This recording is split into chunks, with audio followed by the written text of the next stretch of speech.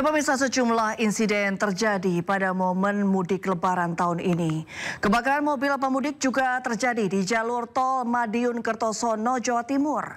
Meski penumpang dan pengemudi selamat, namun minibus hangus dilalap api. Di kilometer 613. Api melalap seluruh bagian minibus yang ditumpangi 4 orang pemudik di Jalan Tol Madiun Kertosono di kilometer 613 Desa Purworejo, Pelangkenceng, Madiun. Besarnya kobaran api menimbulkan kepulan asap hitam, terlihat hingga kejauhan. Diduga minibus asal Ponorogo menuju Surabaya ini mengalami konsleting listrik hingga terjadi kebakaran. Beruntung seluruh penumpang dan pengemudi berhasil menyelamatkan diri sebelum seluruh mobil terbakar. Sementara petugas damkar yang tiba di lokasi mengaku membutuhkan waktu 30 menit untuk memadamkan minibus yang terbakar. Dari Madiun, Jawa Timur, Arif Wahyu, iNews melaporkan. Ya, di Bogor, Jawa Barat pemirsa, sebuah mobil pemudik asal Banten mengalami kecelakaan tunggal hingga terperosok ke sawah. Akibatnya 2 penumpang mobil terluka. Sebuah mobil minibus milik pemudik asal Kampung Cimaja, Banten terperosok ke sawah sedalam 5 meter di ruas Jalan Raya Kecamatan Nanggung, Kabupaten Bogor, Jawa Barat, Senin 31 Maret 2025. Dari keterangan saksi, mobil melaju dari arah kota Bogor yang hendak mudik ke rumah orang tuanya. Diduga sang sopir mengantuk sehingga saat melintas di jalan yang sempit, mobil tak dapat dikendalikan. Si sopir dalam keadaan mengantuk dari arah dia kan mau pulang dari pos sana, dia sudah matanya sudah berat, jadi kondisi si bapaknya benar-benar udah gak bisa dikontrol, ngantuk. Akibatnya 2 penumpang mobil luka-luka. Warga pun langsung bergotong royong menolong korban. Tim Liputan iNews melaporkan. Ya pemirsa, nekat melewati jalan tikus, sejumlah pemudik justru terjebak di medan lumpur berbatu di Brebes, Jawa Tengah. Sejumlah mobil bahkan mengalami kerusakan pada bumper depan. Sejumlah pemudik yang tak sabar terjebak macet, nekat melewati jalan tikus yang diarahkan oleh warga. Namun bukannya lancar, kendaraan mereka justru terjebak di medan lumpur berbatu. Sejumlah mobil bahkan mengalami kerusakan pada bemper depan karena kondisi jalan rusak yang bersebelahan dengan saluran irigasi. Antrian kendaraan pemudik pada puncak arus balik H-3 di Jalan Raya Songgom, Brebes, Jawa Tengah, Jumat pagi sepanjang 5 km. Hal ini disebabkan membludaknya kendaraan keluar tol Pejagan menuju Purwokerto dan adanya pasar tumpah di jalur arteri. Berapa lama di sini, Pak? Antrinya, Pak? Ini 3 jam. 3 jam. 3 jam? Ya. Berarti keluar Pejagan jam berapa? Keluar Pejagan jam 3 malam. Jam 3 malam? Ya. Sama tahun kemarin parah mana, Mas? Kurang lebih yang ini. Parah ini berarti? Ya, ini 1 jam. Kalau yang kemarin saya belum kena macet. Polres Brebes telah menyiagakan personil penarikan arus dan tim urai, namun antrian panjang tetap tak terhindarkan. Antri berjam-jam di Jalan Raya Songgom, polisi pun menghimbau pemudik bersabar dan tak mencari jalan tikus yang justru menyesatkan. Dari Brebes, Jawa Tengah, Yunibar, iNews melaporkan. Sementara diduga tidak tahu jalan dan kelelahan, 1 unit minibus pemudik masuk jalur motor di Jembatan Suramadu, arah Bangkalan, Jawa Timur. Polisi pun mengimbau pemudik untuk istirahat jika merasa lelah. Minibus berwarna putih yang diduga pemudik ini terekam video amatir masuk ke jalur motor di Jembatan Suramadu, arah Surabaya menuju Bangkalan. Akibatnya laju motor yang melintas pun menjadi terganggu hingga terjadi hambatan. Warga mengaku memaklumi kejadian ini karena diduga pemudik berasal dari luar Madura yang jarang melintasi Jembatan Suramadu. Namun, diduga juga pengemudi mobil kelelahan sehingga tanpa sadar menyasar ke jalur yang bukan peruntukannya. Polisi pun mengimbau agar pemudik baik roda 2 maupun roda 4 beristirahat sejenak di pos peristirahatan jika merasa lelah. Selain sebagai antisipasi kerawanan kejahatan jalanan, pos-pos tersebut juga untuk memberi kenyamanan bagi para pemudik yang beristirahat sejenak. Dari Bangkalan, Jawa Timur, Taufik Syahrawi, iNews melaporkan. Pemirsa, puncak arus balik Lebaran 2025 diprediksi akan terjadi pada 6 dan 7 April. Sejumlah skema dan rekayasa lalu lintas pun disiapkan guna mengantisipasi puncak arus balik nanti.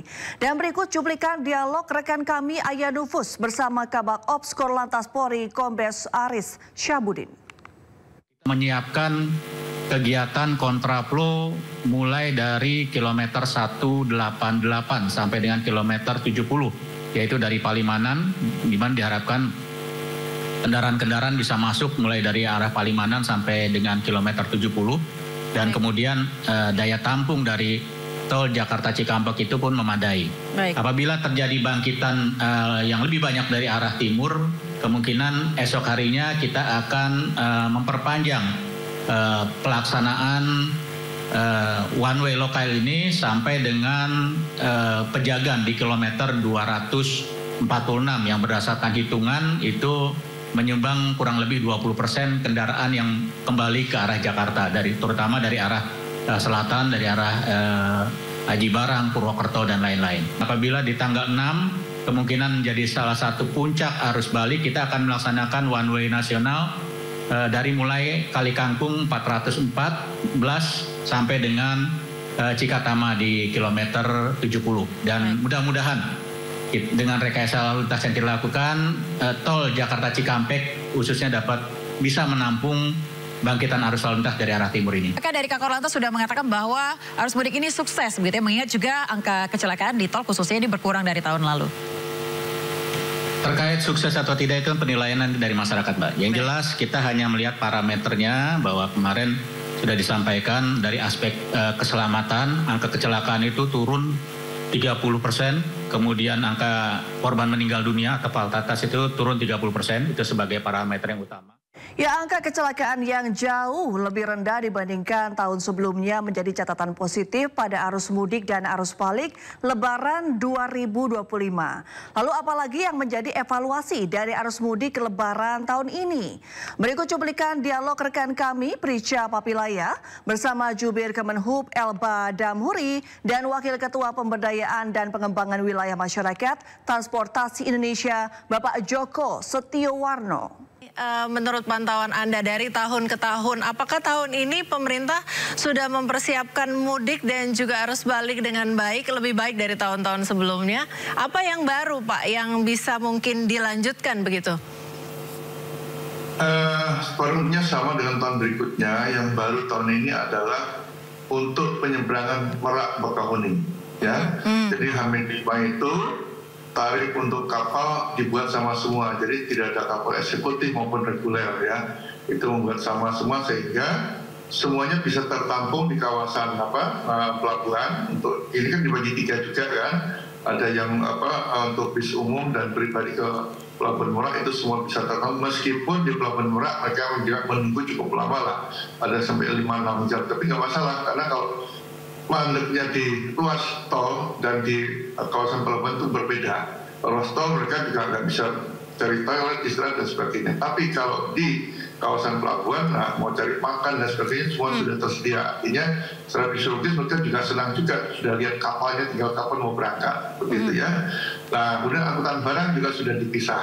Meskipun angkutan barang ini ya terpisah, membuat kemarin itu sedikit sepi juga yang Merak ini karena semua sudah masuk ke BBJ, jadi pelabuhan Bandar Bakauheni dari Bojonegara, kemudian menuju pelabuhan Bandar Bakauheni yang ada di Bakauheni.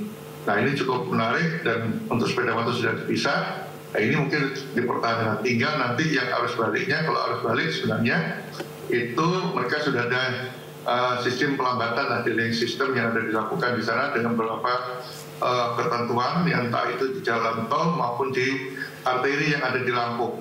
Untuk sementara memang sepeda motor tidak dilewatkan ke Ciwandan karena jalur Ciwandan ini tahun ini sudah lumayan bagus karena kami ke sana sampai 3 kali kan, di tiap jalur ini sudah mulus, bersih, tidak berdebu. Kemudian geofencing juga diterapkan sehingga tidak banyak lagi orang berjualan ya di pinggir jalan untuk online itu, tapi masih ada, saya kira sedikit tidak masalah, tapi tidak seperti dulu. Jalannya sudah bersih, tempat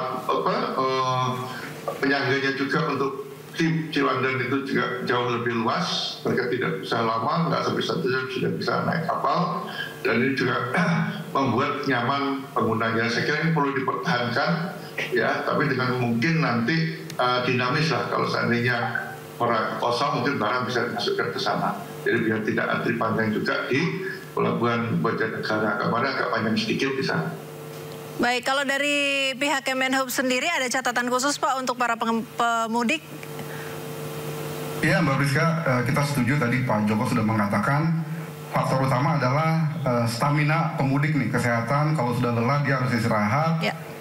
Dan di jalan arteri pun pemerintah sudah menyiapkan banyak rest area yang bisa dipakai oleh para pemudik, baik itu kendaraan pribadi maupun motor, terutama motor Mbak Priska.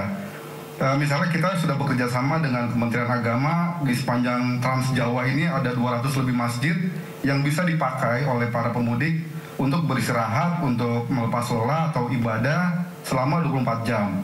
Kemudian juga Kementerian Perhubungan menyiagakan jembatan-jembatan timbang di sepanjang jalan di Jawa ini sebagai rest area juga Mbak Priska, sebagai rest area sehingga pemudik bisa menjaga staminanya ketika sudah lelah dia berhenti. Selain juga banyak tempat-tempat lain yang bisa mereka berhenti, rumah makan, taman, kantor pemerintah, dan lain sebagainya. Nah ini penting sekali, apalagi juga Menteri Perhubungan Pak Dudi Purwagandi selalu memberikan arahan kepada para pengemudi, jika sudah 4 jam, 3 jam, 4 jam mengemudi dia harus istirahat, karena memang ada batas kelelahan kita ketika kita mengemudi, apalagi ini di jalan yang padat ya Pak Jokowi. Jadi memang perlu sangat kesadaran tinggi bagi pengemudi untuk segera beristirahat ketika dia sudah lelah. Demikian Pak.